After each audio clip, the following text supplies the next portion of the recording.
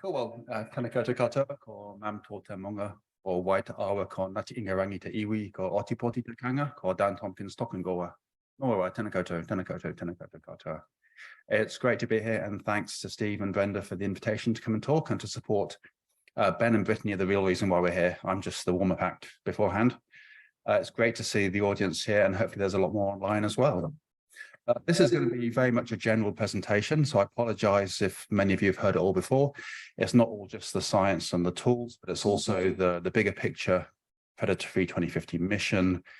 Why are we doing it? How's it going? And then afterwards, Ben and Brittany will talk about their PhD work that they're carrying out for part of this. Hopefully this will work. There we go. So my presentation, hopefully I'll stick to around about the 14 minutes. It's about the mission, and really the emphasis of this mission is for biodiversity recovery. We're killing things. We're making things. We're trying to make things eliminated on the mainland of New Zealand. But the reason why we're doing this is for the recovery of our native biodiversity. Just a very brief reminder as to why we have got such a unique biodiversity in the world is the geology and the history of New Zealand. 100 million years ago, we separated away from the other southern hemisphere land masses, Antarctica and Australia. We had a big drowning phase in the middle around about 30 million years ago, almost completely underwater. And through this, there's been a huge bottleneck of, for example, terrestrial land mammals who can't swim. And so as a result of this geological history, we find ourselves in New Zealand, as you are no doubt aware, with around about an estimated 80,000 endemic species across most of the different taxa of life. Not just the birds, but the reptiles, the insects, and the plant life as well. Now, the other side to this drowning story, though, is that we currently have no native terrestrial mammals apart from a couple of species of bat. And what's happened in recent history since man has discovered Aotearoa, New Zealand, is, of course, the mammal invasion of the country. Now, I won't go into this in too much detail. I tend to step through this for the overseas audience just to drive it home. But ever since Polynesian discovery over 1,000 years ago, we've been bringing more and more terrestrial mammals to New Zealand, whereas previously, for many millions of years, there weren't any, apart from a couple of species of bat. And now we have over 30 invasive mammal species on the country, many of which are predatory. And I do love the last slide here. I mean, so these are just examples of different novel groups that have been brought over, and the Europeans, my ancestors, we weren't happy enough just to bring the invasive species from Europe. We picked up some from Australia on the way past as well, just to drive it home. Now, you can imagine the impact of an invasive mammalian terrestrial fauna on a country where the biodiversity has evolved in the absence of predatory mammals for so long. The impact of predatory mammals has been pretty much devastating. A large part of our flora, of our fauna, has gone extinct since people arrived and we brought our mammals with us. The impact, so many bird species with ground-dwelling habitats or being unused to coping with mammal predators are just wide open to it. Okay, and this impact is still ongoing today. The best report recently was Jan Wright's report in 2017, our Parliamentary Commissioner for the Environment, Tom of an Island Nation, Saving New Zealand's Birds.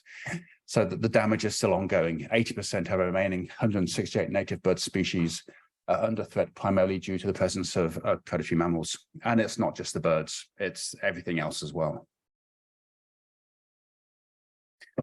And so this is where the concept of a Predator-Free 2050 mission came from.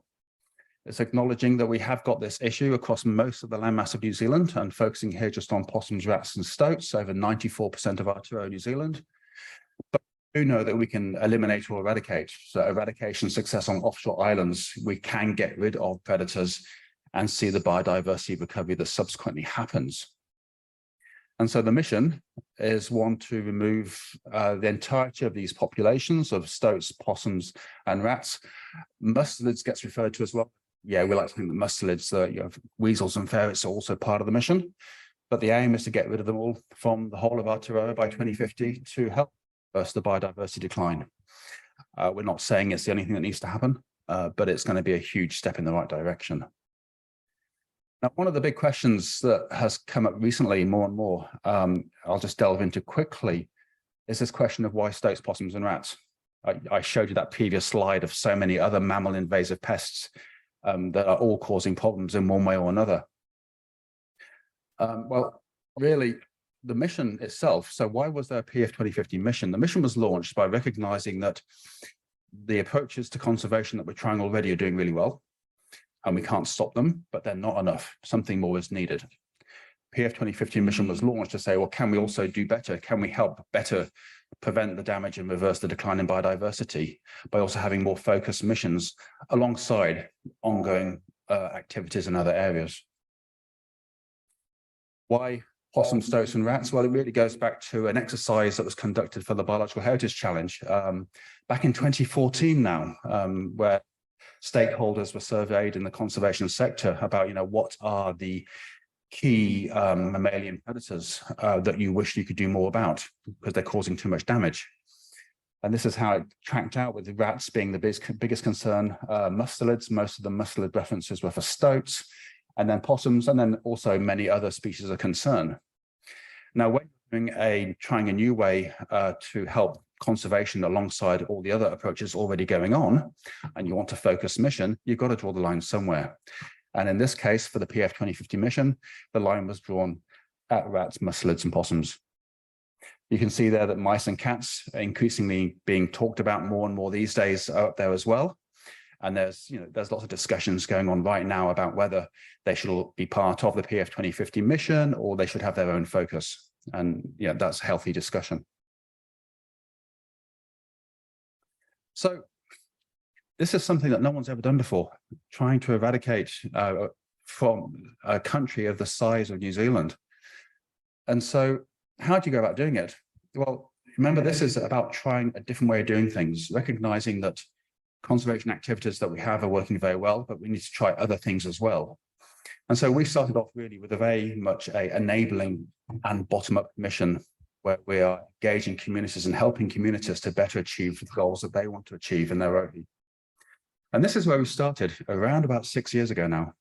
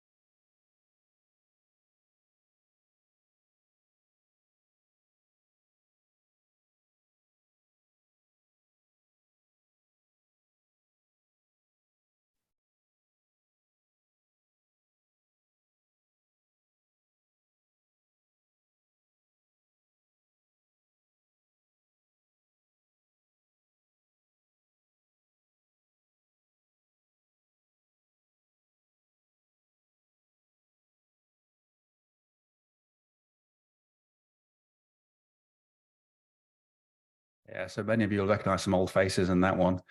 Yeah, so that was 5 years ago. We now have new CEOs and new chairs, but really we're still here. And okay, next slide. There we go. And since the beginning days of supporting 5 landscape projects across the country, now we're supporting 18 landscape scale projects around the country. And really, it is all about supporting the locals to do the job how they want to do it with, quality control and operational plan checking. We're supporting Maori-led, community-led, and local authority-led projects all over. So how else do we go about doing a mission of this magnitude and this difficulty? This is not something that's easy. It's going to take collaboration. It's going to take a multi-agency approach. The Department of Conservation, Te Papa Arawhai, are the leaders of the collaborative approach to Predator-Free 2050. But it takes all of us. We've got mana whenua, councils, individual experts and specialists. The trusts are playing a key role in supporting communities and building that national social license, and community and philanthropy, as well as ourselves, the company down at the bottom there. So it really, to have resilience for the next, how many odd years, 27 years now, it's got to take this mixed collaborative approach to work. It also takes this mixed collaborative approach as well to work out how we're going to do about it. The mission was launched knowing that we don't yet have all the tools and approaches. We're working in some very novel contexts and landscapes with people and stock. And so we've got to work out how we can best get the job of elimination and eradication done on the mainland, where traditional approaches that work elsewhere won't work or can't be used. A big piece of our work is also support and communication. I mentioned the Predator-Free New Zealand Trust. They're doing a fantastic job of supporting communities and getting information to them about how they can better do their bit. Some of these communities are helping with elimination. Others, it's just about building social license and appreciation of what we're doing and the biodiversity recovery that you can see when you do predator management. We've also had communication and outreach, like the Fight for the Wild documentary series that we co-funded, which was very highly respected a couple of years ago. And thinking back a few more years, we even had stamps. So getting this out there, communication is key, raising the profile of the mission in the public conscience. We're also looking into new tools. We set up these new landscape projects around the country and worked out that we just created a demand for over 1.5 million new tools and traps that we had to find the supply from somewhere, and not just traps, but also comms and surveillance and management systems. And in many cases, projects were going back to using 20, 30-year-old devices. And so there was a big need there for not just the quantity, but also the improved quality of devices to help people get the job done. So with this, we focus resourcing into not the research part of tool design, but mostly the post-research manufacturing and commercialization, getting these tools out there into the hands of people on the ground. So we ran a couple of tool development contestable rounds called Products to Projects. Tranche 1 was back in 2019. 15 new products being funded.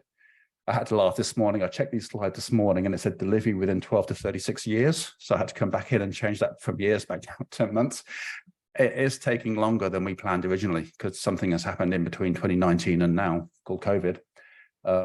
Combined with global supply chain issues, costs going up, but we're still on track to have all of these tools delivered, and there are a lot more coming online very soon. We did a second products to projects round in 21, where again, we funded a range of, this time, 11 new tools, but also 4 best practice guidelines, acknowledging that it's no good having new tools if you haven't worked out the best way to use them to get the job done on the ground. And we hope to do more of the best practice work in the future, moving ahead. So between the investments made on the tools front, the focus there is actually trying to meet the immediate needs of our elimination and eradication projects to get the job done on the ground. And between the span of new tools that we've funded, we've got coming improved toxins, better remote monitoring with thermal cameras and AI, more effective trapping and control devices. A big part of that is having self-resetting devices. A big part of the cost saving that means you can scale up your landscape project is by reducing person time to service devices. And so that's been a big focus. Again, better lures, particularly coupled with self-resetting devices. So you have efficacy of a device for longer in the field, and then remote comms to keep an eye on what's going on. So it's not just the close horizon tool development that we need as well. We also need innovation for a mission for the next 27 years. It was recognized at launch that really we don't yet have the tools and approaches to get this job done. And so there's a big focus on innovation, likened by Sir Paul Callaghan over 10 years ago now to an Apollo program for New Zealand. That big focus on getting the tools and technologies that we need to get the job done in a short period of time. And one of the interim goals for the mission is actually trying to work out a breakthrough science solution to help us get this job done, and hopefully more than just one. And so I haven't got time to talk about the full history of innovation through the PF 2050 Limited Company. I'll just go through the current research strategy that we're working to. This covers the span 2020 to 24. So I'm going to have to write a new one soon. But what I'll just talk about how we currently focus our science investments is based on 4 key factors. Is actually limitations of current tech and approaches, recognizing where do we need the biggest breakthroughs, where do we need those larger advances to get us over the hurdles in the field. It's recognizing it's complicated. We need different things for different species in different contexts. Nothing is quite the same. And we use that combination to identify what are the critical hurdles, actually, where we think that the work that we're doing already and getting better slowly will not be enough to get us over those hurdles to get the full job done. You know, where do we really need to step up to get our capacity and capability to such where we can get the PF 2050 mission accomplished? And all that comes together to work out what the research aims should be for this period of time. So thinking initially, I'm afraid I won't have time to go through all the details here again, but this is one of the models used looking at the limitations of current tools and approaches to achieving elimination on the ground, and how we expect them to scale over time. So by 2025 and beyond.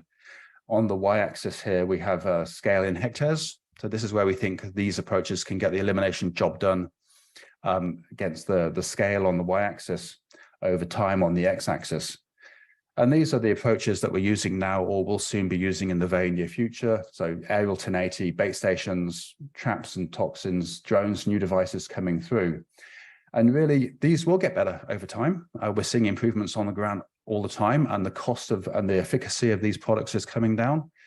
But really, we're going to hit a scale limit, mainly driven by cost. What can we afford to do this kind of work over on mainland New Zealand? So there's a scale limit for where we need new tools and approaches over that scale limit to be able to get our job done. And the same pictures there for maintaining elimination. So it may sound elimination is hard enough, but the hard task is going to be keeping elimination as that area grows and grows across our tour.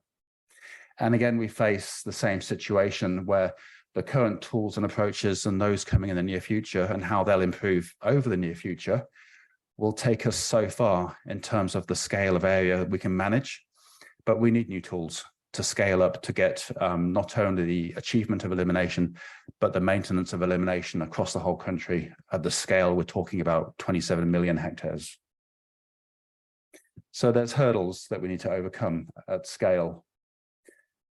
There's also species considerations. Anyone working on the ground know that possums are not rats, are not stoats. They're a very different species with very different requirements to their control. Possums are, arguably the easiest target for PF 2050. They're quite long-lived, slow breeding, quite large home ranges. So you can put out a sparser density of devices for possums than, for example, for rats and catch them. And if you miss a few, you don't get an immediate population eruption following. You have time to actually go and mop up survivors or control the invaders. Stoats, they're still quite short-lived, and they have more offspring, but they have large dispersal ranges. And so with stoats, again, you have a benefit there whereby putting out relatively sparse devices, you can actually impact all the animals on the ground. You get to rats, though, and rats are going to be the hard one. We all know this. Fast breeding, small home ranges. You can have rats living in a compost bin. So if you don't control that compost bin, you can't eliminate rats. So the needs of the species are all very different. And the needs of the context are all very different. Comparing backcountry to rural to city, we can use some tools in the backcountry that we really can't use in the urban landscape or around farms. But then in the urban landscape and around farms, there's more people around to help and more volunteers. And so each context has its own set of challenges for getting the job done. And there's not going to be a single solution that works across all these contexts. It's going to be working out what is the puzzle? How do we put it together to get the job done at greater and greater scale? Bearing in mind that regions, for example, aren't going to be just one of these habitats. They've got the whole lot together. We've got to work out a strategy that can cope with this variation. So at the moment, the critical hurdles that we're working towards in terms of where we recognize that we need more better step change to actually help us get the job done. Number one, rats. You know, we have to have better tools and approaches for rats, otherwise we can't eliminate. Number two is the remote and hard to reach landscapes. You know, how do we improve our ability to effectively manage, to control, and to prevent reinvasion in the backcountry? And there's this general issue of complexity. At the moment, we're dealing with bespoke packages for each different context and each different project to make it work. You know, there's no tools out there yet that really are nothing's going to be a silver bullet, but it would be nice to have some relatively similar tool sets to use, not having to be bespoke in each location. So this is the system that we've been working to. So this kind of mimics the national statement of science investment thinking for New Zealand, recognizing that we have different types of science. We've got far horizon science, we've got mid horizon science, and close horizon science. The far horizon science is that breakthrough science when you're trying to get new proof of concepts for new ways of doing things or new technologies. The mid horizon science is that translational space where you're taking something that's been demonstrated to proof of concept, but you're trying to bring it to bear to be useful for your problem at hand. And then the close horizon, where it's about field testing and best practice in the new product development. So taking the research to date and put it into practice for impact on the ground. And we've tried to populate with research this pipeline, because it's no good just having the close horizon work, because you'll soon run out of the new advances that you can make and the new things that you can put into practice, unless there's breakthrough science coming through translational science for you to then make the new tools in 10 to 20 years' time. So I will not go through all of these different projects, but this is how we're currently sitting, with a few more to come. We've tried to populate the pipeline. We are discipline agnostic. We are looking into everything that may possibly help us get the job done, bearing in mind that research is just knowledge generation. It's not decision making. We want to give Aotearoa New Zealand the best range of tools and approaches to get this job done, which the country and the decision makers then can then choose between. So we're covering genetic science, we're covering technological science. In the middle there, we're looking into autonomous robotics for surveillance. They won't look like that. That's a very cool robot dog, but they could be almost as useful. We've got people like Brittany and Ben working at getting tools and better use of tools in the translational to the close horizon space. And then we've got some system developments in terms of helping people get the job done better on the ground. So that's all of the activity that we've been setting up to date. So the real question, though, is like, what has actually been accomplished from all of this? And I'd like to think that the rate of achievement has definitely been ramped up by taking this focused mission approach. So starting and working backwards on the innovation side, it was back in 2019 even that we had a new approach to getting elimination in the backcountry sorted out. And this is work by Zero Invasive Predators over in Southwestland. And they worked out a way to eliminate and defend at scales of 10,000 hectares and greater. And this is now being scaled up to 40,000 hectares, if not 100,000 hectares soon.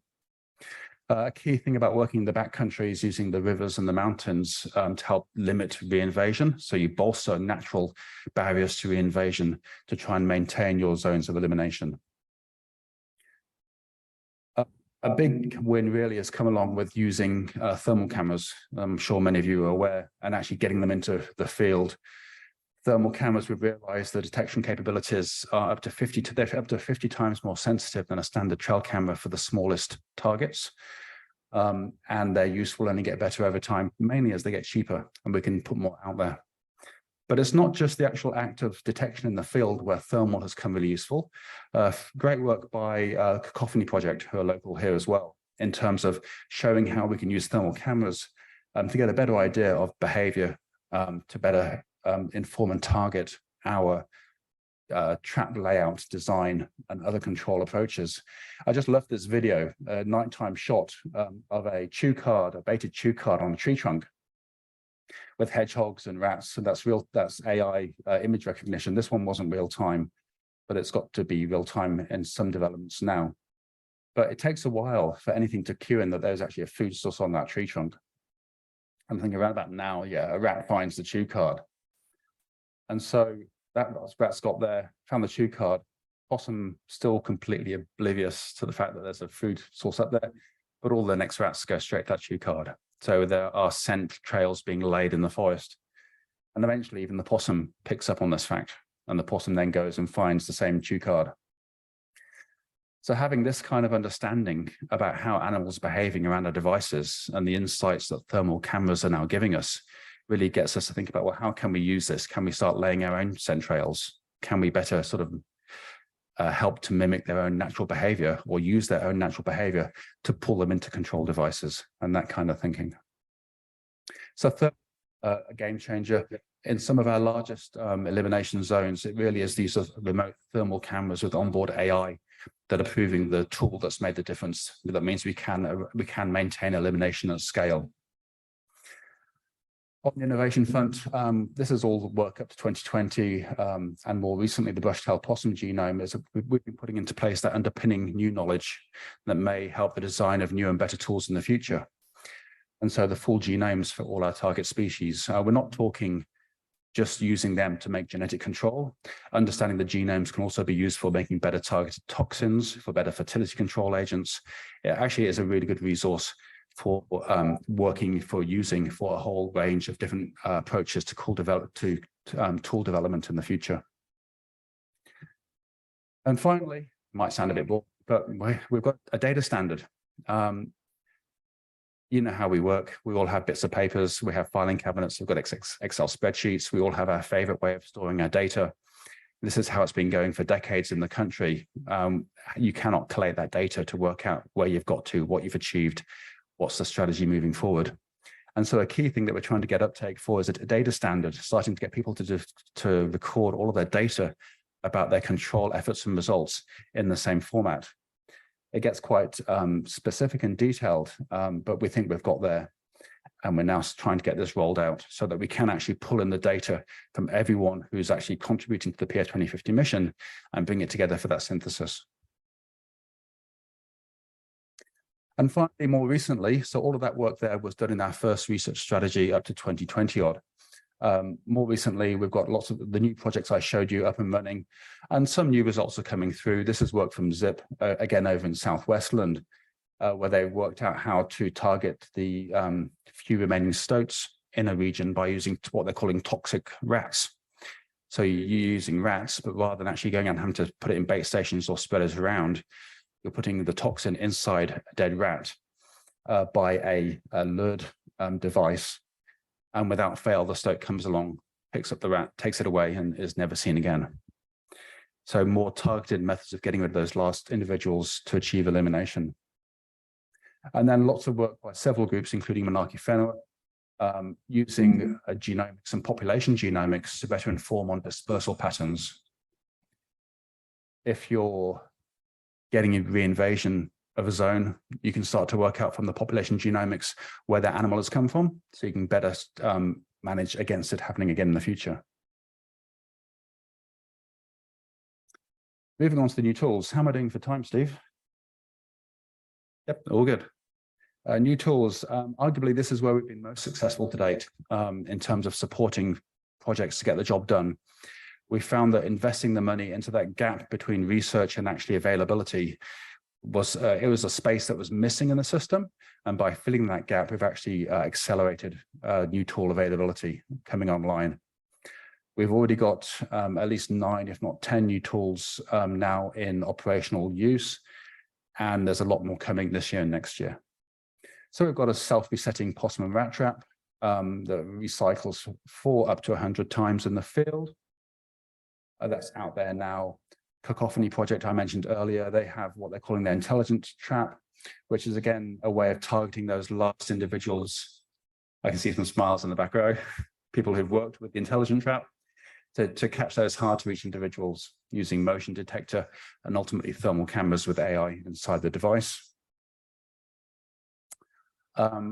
Probably one of the biggest sellers to date is a solid lure. It's a clay lure that lasts for up to 6 months in the field.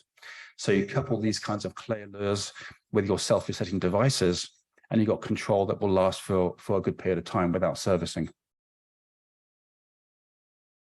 We've got TrapNZ platform, which now hosts image recognition, again, courtesy of Monarch Genoa. So this is for your camera trap images, and it works, as you can see, for species that are not just the PF2050 species, also for cats as well.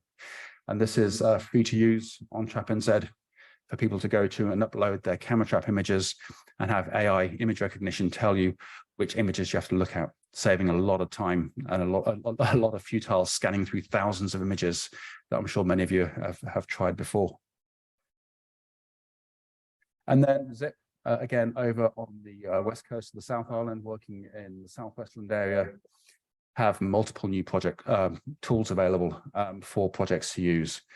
Bait Tunnel, what they call their Move and Protect system, which is automated reporting, auto-luring device, and a more effective live capture possum trap. But the one that has made the biggest difference I mentioned earlier is what they're calling the backcountry camera. This is a thermal camera onboard AI remote reporting for detecting the invaders. So it's not just tools that are going well. Coming back out to a scale higher, how are we doing with the comms and community support? Well, yeah, the golden child really is Wellington. This is a survey done even just back in 2019, where 92% of Wellingtonians supported the Predator-Free 2050 Wellington mission. What was even more amazing, back in 2019, 90% said they supported it. 80% said that they'd be willing to do something to help. They'd have a trap in their backyard, they'd support it in some way. And we're seeing this high level of community support spreading across the country at different paces, but it's coming across, all communities are getting engaged. And as long as you support them and help them do what they want to do with guidance, it's proving to be a very powerful model. And so with this support, with these tools, where have the 18 landscape eradication projects got to date? So we've got around about 800,000 hectares in total in landscape project areas. We've got over 50,000 of these are currently in the mop-up stage, getting the last individuals out. And we are defending over 50,000 hectares of eliminated area against reinvasion of at least one of our target species. And we expect to see a lot more of that 800,000 hectares convert to defended space in the very near future. Of importance, we've got these landscape projects over all of those contexts I mentioned. So working out the way in which we can do this on the mainland of New Zealand, not just in one context, but in all the different types of habitat we're working in. I do have to say the work in Southwestland really is the most advanced to date, where they are defending over 40,000 hectares against reinvasion and population re-establishment, which working in this kind of terrain is quite something. And so all this work we're doing, is it worth it? Are we getting the outcome? The reason why we're doing the work, the biodiversity recovery? Well, even just in 6 years of the mission, and really only 4 years really since many of our projects have been operationally active, people are seeing, yes, biodiversity recovery is happening. Again, going to Wellington, reports and counts, garden bird surveys of multiple species are going up quite dramatically. It's not just birds, it's reptile recovery as well. Numbers of being spotted are going up, and insect life as well. I mean, previously the rats would have eaten all of these. And so we are seeing effects of predator control and eradication on biodiversity recovery in the cities. We're also seeing biodiversity recovery in the backcountry. Now, again, back to Southwestland, we're seeing native plants fruiting that normally would have been hammered by rats and possums. And because of this, we're getting bird life such as yellow-crowned parakeets, not only more numbers, but you're seeing a behavior change. So often you go to visit sanctuaries with parakeets, you'll find them foraging on the ground quite happily. Where there's predators around, you won't find parakeets foraging on the ground. You go down to Southwestland now, and there's parakeets foraging on the ground. They've made that behavioral shift. Kiwi in South Okarito and district, in areas where there's no predator control, you're talking about a 5% success rate of juvenile to adult maturation of kiwi. We're now looking at 50%, where we've got our Southwestland footprint in place. And also Kia as well. The impact of the operations in Southwestland on Kia numbers has been interesting, because they're going to soon become a pest in their own right, the damage that they're going to do to people's cars. And just to show what that looks like, you walk out there now, flocks of juvenile Kia, where previously you would have seen 1 or 2 or 3 at a time, is pretty impressive. So we're seeing, even at these very early stages of operations, the biodiversity recovery is quite dramatic and happening quite quickly. And I'll leave it there. A lot of content, sorry, quite wide-ranging. I have to say this is a collective effort, okay? And we have so many thanks and so many people working really hard to help us with this. It's our landscape projects, it's our tool developers, and also the researchers as well. It's going to take another 27 years of doing this to get the job done, but I think we'll get there. Thank you.